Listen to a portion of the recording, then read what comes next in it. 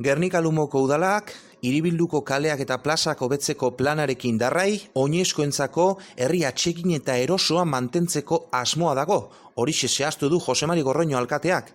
Andra Mari eta Barrenkale kalen inguruaren urbanizazioa amaitu eta Donteioko irisgarritasuna hobetu ondoren, orain San Juan kalearen txanda da. Horrela, hasi dira udalerriko arteria nagusienetako bat berriro urbanizatzeko lanak. Bertatik dabiltzan oinezkoen eta ibilgailuen fluxua handia baita. Zehazki 2082 metro kuadroko azalera duen 8 de enero eta Donteio kalen arteko tarteari eragingo dio jarduketa honek. 8 de enero kaletik San Juan Ibarra plazaranzko bidegurutzean errodadura eremua goratuko da espaloiaren mailan kokatu arte, eta amaitzeko asfalto inprimatua egingo da kaltzada harrizko soladura imitatuz.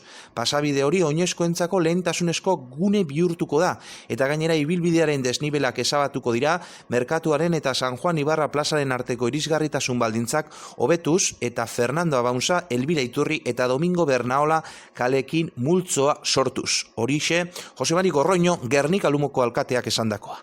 Gainera, bidegurutze horretan bertan espaloien zabalerak aldatu egingo dira, oinezkoentzako pasabideak dauden eremuetan, baita biratzeko erradioak ere, autobusak errazago igaro daitezen. San Juan kaleko zeharkako sekzioa ere aldatuko da, eta espaloiak zabalduko dira kalearen bi aldeetan. Urritasun fisikoa duten pertsonentzako aparkaleku plaza bat eta motorrentzako gune bat jarriko dira, eta lehendik dagoen edukiontzietarako mugatutako eremua errespetatu egingo da, baita samalanetarako eremua ere.